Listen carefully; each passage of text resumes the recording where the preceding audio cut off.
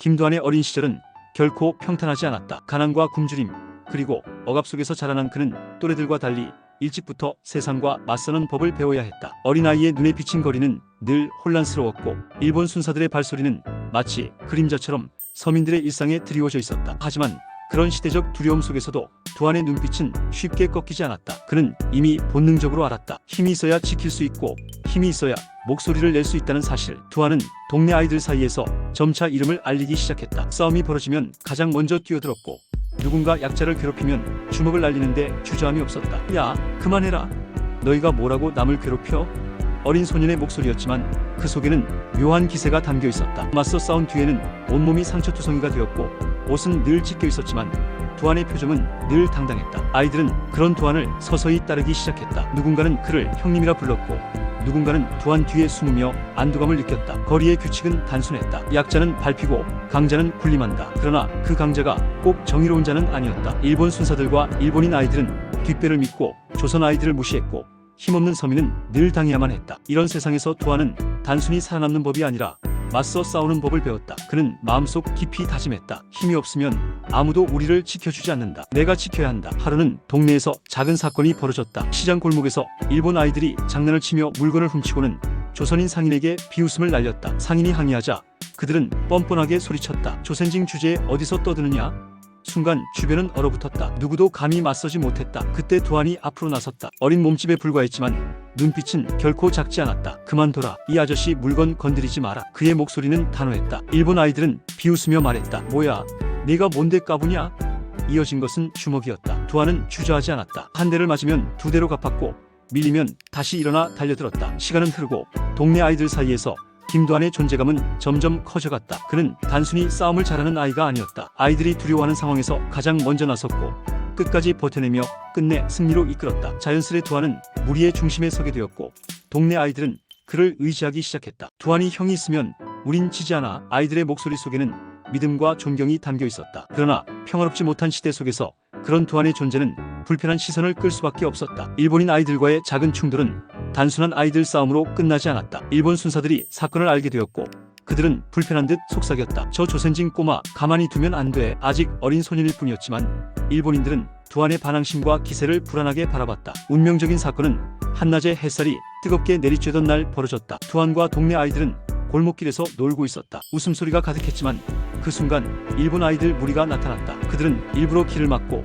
거만하게 조선 아이들을 내려다보았다. 길 비켜 조선징들. 그 말은 마치 비수처럼 꽂혔다. 아이들은 움츠러들었지만 두한만은 미동도 하지 않았다. 내가 비켜라. 여긴 우리 길이다. 조선 소년의 당당한 대답에 일본 아이들은 얼굴이 일그러졌다. 잠시의 침묵 후 싸움이 터졌다. 주먹과 발길질이 오갔다. 일본 아이들은 수가 많았고 뒷배경도 강했다. 하지만 두한은 결코 물러서지 않았다. 맞으면서도 다시 일어나고 쓰러져도 주먹을 날렸다. 아이들의 싸움은 곧 어른들의 갈등처럼 격렬해졌다. 주변에서 지켜보던 상인들과 주민들은 숨을 죽이며 바라봤다. 그들에게도 이 싸움은 단순한 아이들의 다툼이 아니었다. 일본인과 조선인의 자존심이 부딪히는 순간이었기 때문이다. 싸움은 길게 이어졌다. 피가 나고 옷이 찢어졌다. 그러나 두한의 눈빛은 흔들리지 않았다. 너희가 우리를 무시해도 우린 절대 굴하지 않는다. 말은 짧았지만 그의 주먹이 대신했다. 결국 일본 아이들은 밀려났다. 울분에 찬 얼굴로 물러서면서도 그들의 눈빛은 분노로 가득 차 있었다. 가만두지 않겠다. 그 말은 위협처럼 남았다. 사건은 곧 일본 순사들의 귀에까지 들어갔다. 순사들은 두한을 본보기로 삼으려 했다. 어린 놈이 감히 일본 아이들을 건드려?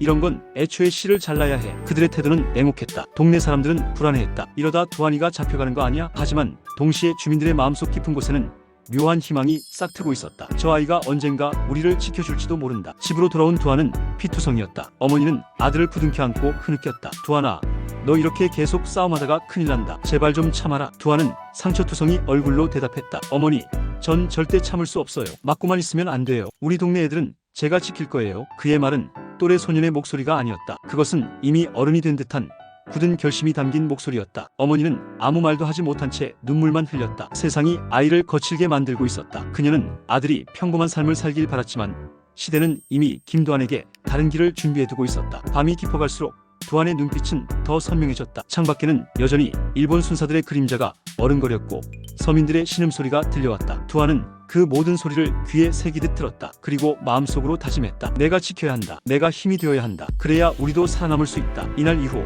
두아는 단순한 동네 소년이 아니었다. 그의 이름은 점점 널리 퍼졌고 아이들은 물론 어른들까지도 그의 용기를 이야기하기 시작했다. 그리고 일본인들 역시 그의 존재를 불편해하기 시작했다. 작은 골목에서 시작된 싸움은 곧 더 큰 갈등의 불씨가 되어 세상으로 번져갔다. 싸움은 격렬했다. 어린아이들의 주먹질이었지만 그 안에는 민족적 자존심이 섞여 있었다. 조선 아이들이 주저앉을 때 두아는 결코 물러서지 않았다. 결국 일본 아이들은 당황해 뒷걸음질 쳤다. 상인은 눈물을 글썽이며 두안을 바라보았다. 그 순간 두안의 존재는 단순한 동네 꼬마가 아니었다. 그는 이미 작은 야인이었다. 집으로 돌아온 두안은 온몸이 멍투성이었다. 그의 어머니는 아들을 붙잡고 울었다. 두안아, 제발 싸움 좀 그만해라. 이 어미는 내가 무사하기만을 바란다. 그러나 두안은 눈을 피하지 않았다. 어머니, 제가 맞고만 있으면 우리 동네 애들은 누가 지켜줍니까? 어린 목소리였지만 그 속에는 결심이 담겨 있었다. 어머니는 더 말하지 못한 채 아들을 끌어안고 흐느꼈다. 세상이 이 아이를 평범하게 두지 않을 것임을 알았기 때문이다. 그날 밤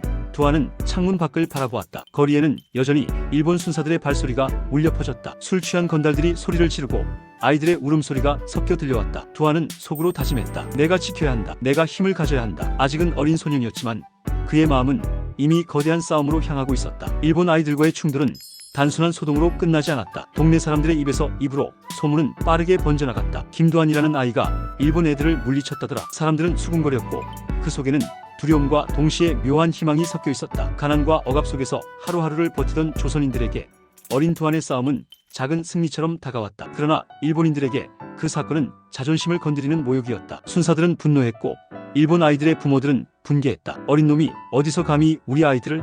그들의 분노는 점점 커졌다. 두아는 그 사실을 알면서도 두려워하지 않았다. 오히려 더 당당해졌다. 그는 동네 아이들을 불러 모아 말했다. 너희 겁내지 마라. 우리가 뭉치면 지지 않는다. 그의 목소리는 또래 아이들의 마음을 흔들었다. 이제 두아는 단순히 앞장서는 아이가 아니라 무리의 리더로 서 있었다. 아이들은 그의 곁에서 자신감을 얻었고 함께 어깨를 나란히 했다. 두안이 형이 있으면 우린 무섭지 않아. 아이들의 속삭임은 곧 힘이 되었다. 하지만 어머니의 걱정은 날이 갈수록 깊어졌다. 두안이 집으로 돌아올 때마다 상처투성이었고 얼굴은 피멍으로 얼룩졌다. 그녀는 아들을 붙잡고 울부짖듯 말했다. 두안아, 이러다 내 목숨까지 위태로울 거다. 제발 싸움 좀 그만해. 그러나 두안은 어머니의 손을 뿌리치며 고개를 저었다. 어머니, 제가 맞고만 있으면 애들은 누가 지켜줍니까?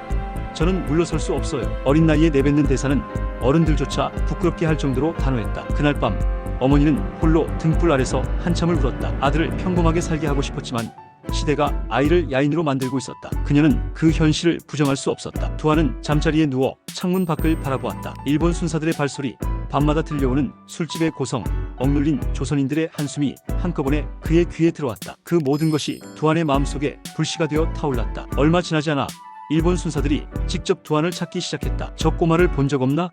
순사들의 물음은 위협적이었다. 동네 사람들은 겁에 질렸지만 두안을 보호하려 했다. 아니요, 본 적 없습니다. 그들의 거짓말 속에는 두안을 향한 애정과 희망이 담겨 있었다. 그러나 동시에 불안은 점점 커져갔다. 두안의 존재가 동네 사람들에게 힘이 되면서도 동시에 위험을 불러오고 있었기 때문이다. 두안은 동네 어른들이 자신을 걱정하는 눈빛을 알아챘다. 하지만 물러설 생각은 없었다. 이 길이 내 길이다. 그는 마음속으로 그렇게 다짐했다. 골목길에서 친구들과 함께 놀 때도 그의 태도는 달라졌다. 이제는 장난스러운 웃음 뒤에도 단호한 결심이 숨어 있었다. 아이들은 그 눈빛을 보고 느꼈다. 두안이 더 이상 단순한 친구가 아니라는 것을. 어느 날 시장 어귀에서 일본 건달들이 상인들을 괴롭히는 일이 벌어졌다. 그들은 억지로 돈을 요구했고 거절하면 물건을 엎었다. 상인들은 속수무책으로 당해야 했다. 그 모습을 본 두안의 눈은 불타올랐다. 그는 아이들을 이끌고 나서며 소리쳤다. 이제 그만둬라. 건달들은 비웃으며 말했다. 꼬마가 어디서 설치냐.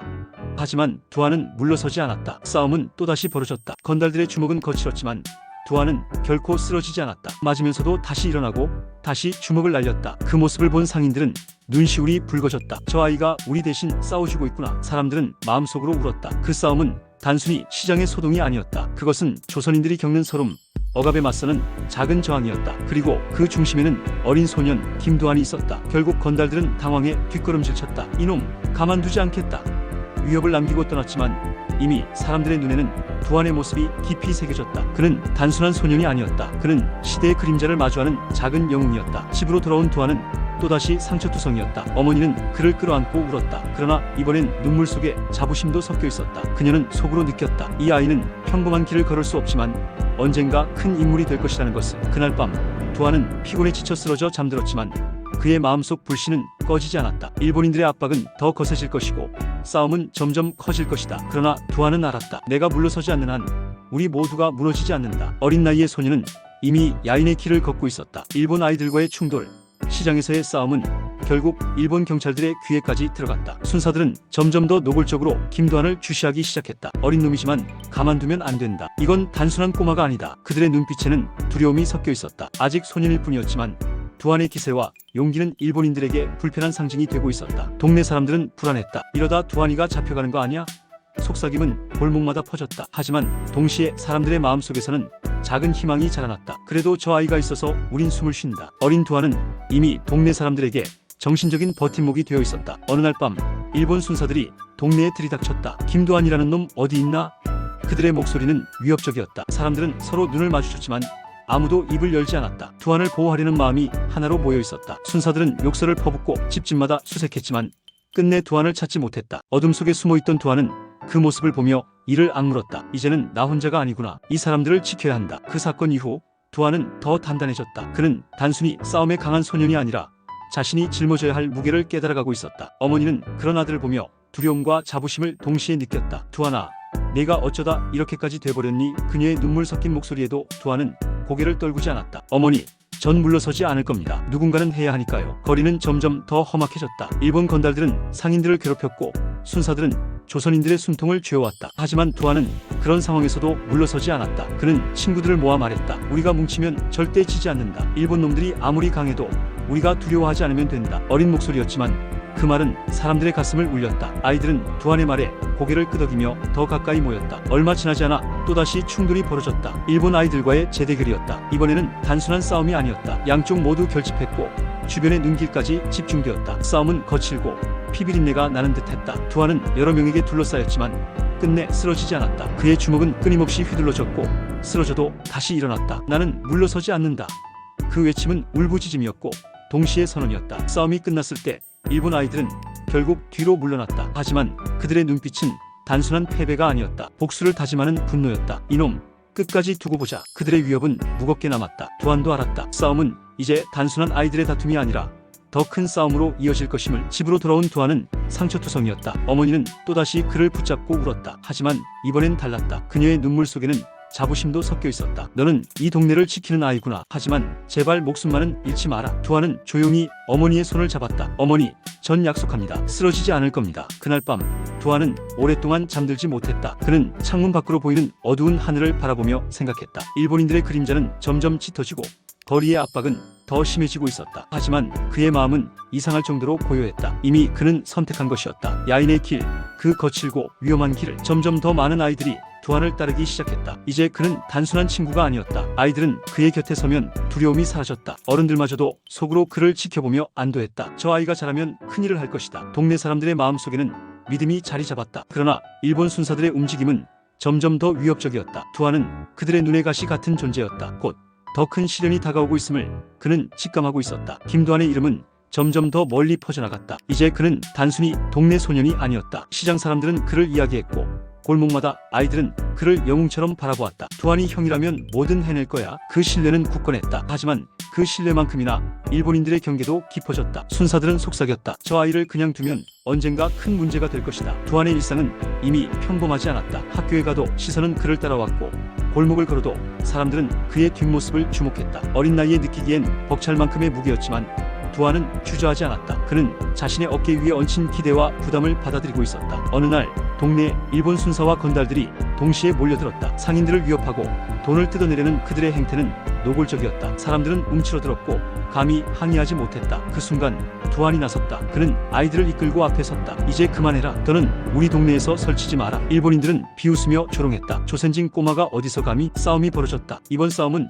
이전보다 훨씬 거칠었다. 상대는 아이들이 아니라 어른 건달들이었다. 주먹과 발길질은 무겁고 잔혹했다. 그러나 두한은 물러서지 않았다. 맞아도 다시 일어나 온몸으로 부딪혔다. 친구들도 그와 함께 뛰어들었다. 싸움은 격렬했고 사람들은 숨을 죽이며 지켜봤다. 그 광경은 단순한 소동이 아니었다. 억눌린 조선인들의 분노와 자존심이 터져나오는 순간이었다. 결국 건달들은 당황했다. 어린아이들에게 밀리는 것이 자존심을 건드렸다. 하지만 두한의 눈빛은 그들의 자존심보다 더 강했다. 그는 쓰러지지 않았고 끝내 싸움을 멈추게 만들었다. 건달들이 물러난 뒤 시장에는 묘한 침묵이 흘렀다. 그리고 이내 박수 소리가 터져나왔다. 상인들은 눈물을 글썽이며 두안을 바라봤다. 저 아이가 우리를 지켜줬다. 그러나 그 승리는 동시에 더 큰 위기를 예고했다. 일본 순사들은 분노했다. 이 꼬마를 본보기로 삼아야 한다. 그들의 시선은 차갑고 냉혹했다. 두안은 이제 단순한 동네 싸움꾼이 아니라 일본의 눈에 걸린 존재가 되어 있었다. 집으로 돌아온 두안은 지쳐 있었지만 눈빛만큼은 더 강해져 있었다. 어머니는 아들을 껴안으며 울었다. 두안아, 너는 왜 이 길을 가야 하니? 그녀의 울음에도 두안은 말없이 어머니의 손을 잡았다. 그 손에는 피와 먼지가 묻어 있었지만 결심만은 깨끗했다. 어머니, 저는 멈출 수 없어요. 멈추면 다 잃어버리니까요. 그날 밤 두안은 창밖을 바라보았다. 어둠은 짙었지만 그의 눈빛은 더욱 선명했다. 그는 이미 알았다. 자신이 평범한 길을 걸을 수 없다는 것을. 시대가 그를 야인으로 만들었고 싸움은 이제 시작일 뿐이라는 것을. 그리고 그는 마음속으로 다짐했다. 내가 물러서지 않는 한 우리도 무너지지 않는다. 내가 반드시 이 길을 걸어가겠다. 그의 눈빛은 흔들리지 않았다. 어린 소녀는 이미 야인의 길 위에 서 있었다.